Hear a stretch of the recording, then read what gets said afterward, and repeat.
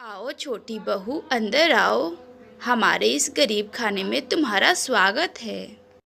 सुमित्रा देवी अपनी छोटी बहू का गृह प्रवेश कराकर उसे अपने घर के अंदर ले आती हैं।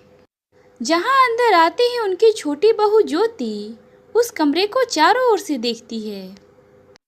ये देखकर सुमित्रा देवी ज्योति से बोलती हैं, क्या हुआ छोटी बहू, तुम इतने गौर से क्या देख रही हो? माँ जी, मैं इस कमरे को देख रही हूँ, ये कुछ ज़्यादा ही छोटा नहीं है। खैर छोड़िए इन बातों को, मुझे बताइए मेरा कमरा कौन सा है। मैं शादी के रीति रिवाजों में बहुत थक गई हूँ, अब मैं थोड़ा आराम करना चाहती हूँ। बहू, यही तेरा और तेरी जेठानी कोमल का कमरा है, अब तुम दोनों को इसी कमरे में रहना है। क्या माँ जी, आप ये कैसी बातें कर रही हैं?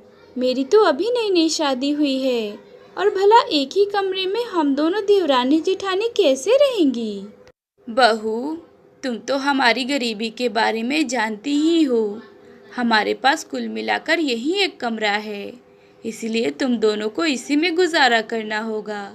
मैं तो खुद ही रसोई में खाट लगाकर सोती हूँ। ये सुनकर ज्योति मुंह बनाकर बैठ जाती है। शाम को उसकी जेठानी उसके लिए पानी लाती है और उससे कहती है, ये लो ज्योति, तुम्हारे लिए पानी लाई हूँ, और कुछ चाहिए होगा तो मुझसे बताना। फिर दोनों देवरानी और जेठानी एक ही कमरे में अपने अपने पतियों के साथ सो जाती हैं। कमरे के एक तरफ जेठ जेठानी और दूसरी तरफ देवर और देवरानी सो जाते हैं। अचानक रात को ज्योति की नींद खुलती है। ओह, ये कमरे में इतनी गंदी बदबू कहाँ से आ रही है? लगता है कमरे में बिल्ली पोटी करके चली गई है। वह कमरे में इधर उधर देखती है, लेकिन उसे कुछ भी दिखाई नहीं देता। तभी थोड़ी देर में वह देखती है कि उसकी जेठानी बहुत जोर से गैस छोड़ती है। हे भगवान, तो ये सारा किया धरा इन्हीं का है। लगता है इन्होंने जरूर मूली के पराठे खाए होंगे, तभी तो मेरा जीना मुश्किल कर रही हैं। मैंने अपनी शादी और सुहागरात को लेकर कितने सारे सपने देखे थे, लेकिन वो सारे तो धरे के धरे रह गए। तभी उसकी जेठानी की आंख खुलती है और वो उससे कहती है, अरे क्या हुआ देवरानी जी, तुम अभी तक सोई नहीं? आप इतनी बदबूदार गैस छोड़ रही हो, भला इसमें नींद किसे आएगी? और ऊपर से ये मच्छर, ये कानों में गीत गुनगुनाए जा रहे हैं। अरे देवरानी जी, तुम तो जानती ही हो कि मैं प्रेग्नेंट हूँ, और ऐसी हालत में गैस बनना तो आम बात है। चलो अब सो जाओ, हमें सुबह जल्दी उठना है। अपनी किस्मत को कोसते हुए ज्योति सो जाती है। अगली सुबह ज्योति की मुंह दिखाई की रस्म थी। ज्योति की मुंह दिखाई के लिए मोहल्ले की सारी औरतें आती हैं। अरे वाह सुमित्रा, तुम्हारी बहू तो बिल्कुल चांद का टुकड़ा है।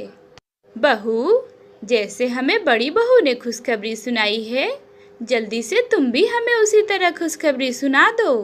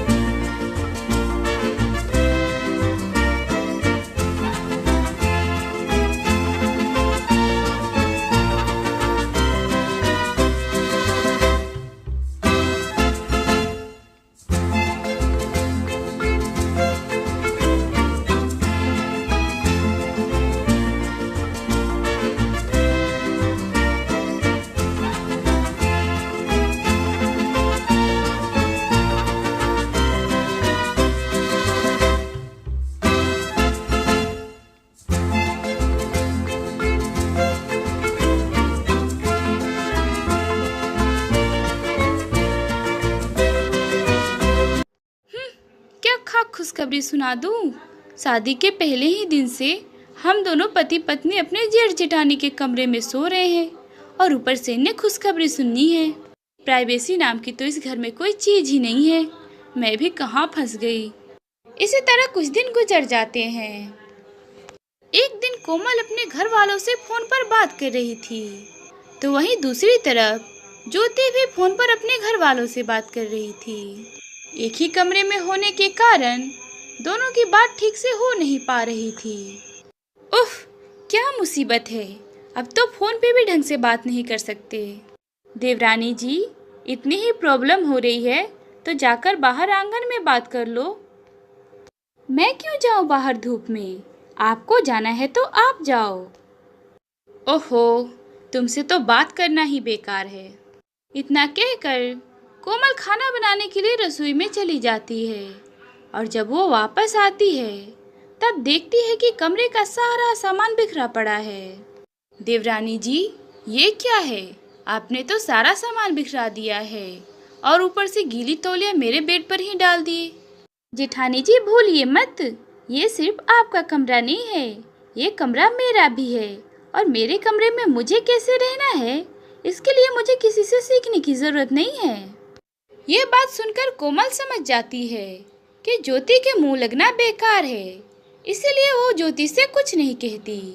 वह गर्भावस्था में होने के बाद भी सारे कमरे की अकेले ही सफाई करती है।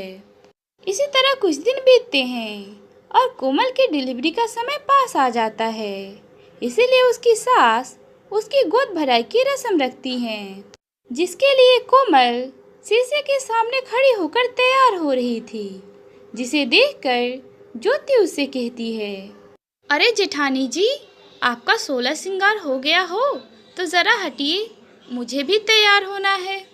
गोद भराई मेरी है तो मुझे तो अच्छे से तैयार हो जाने दो, फिर तुम बाद में तैयार हो जाना।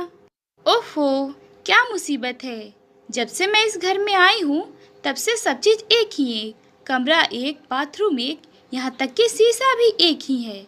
न जाने मुझे और किन किन चीज़ों को लेकर कॉम्प्रोमाइज़ करना होगा। हाँ, तो मैं कौन सा चैन से जी रही हूँ, पहले मैं कितने आराम से रहती थी, लेकिन जब से तुम आई हो तब से मेरा जीना हराम हो गया है। पूरे घर में गंदगी फैली रहती है, रहती तो तुम भी उसी घर में हो, लेकिन सफाई करने का नाम नहीं है। हाँ तो क्या हुआ, ये सिर्फ आप ही का कमरा है, आप जैसे चाहेंगे वैसे रहेंगी और मैं नहीं। बातों ही बातों में देवरानी और जेठानी के बीच झगड़ा शुरू हो जाता है, जिसमें कोमल को गलती से धक्का लग जाता है और वह पेट के भर गिरने ही वाली थी, तभी उसका पति आकर उसे बचा लेता है। भगवान का लाख लाख शुक्र है कि मैं सही समय पर आ गया, नहीं तो ना जाने आज क्या हो जाता। आज अगर सही समय पे मेरा बेटा नहीं आता तो इस नन्ही सी जान को कुछ भी हो सकता था। अरे तुम दोनों को अपना ना सही, लेकिन इस नन्ही सी जान के बारे में तो सोचना चाहिए था।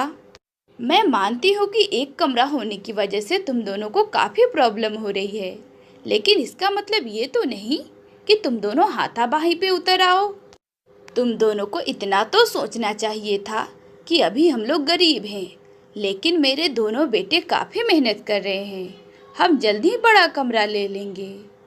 हाँ माँ जी, हमसे बहुत बड़ी गलती हो गई है, हमें माफ़ कर दीजिए, आगे से हम ऐसा कुछ भी नहीं करेंगे।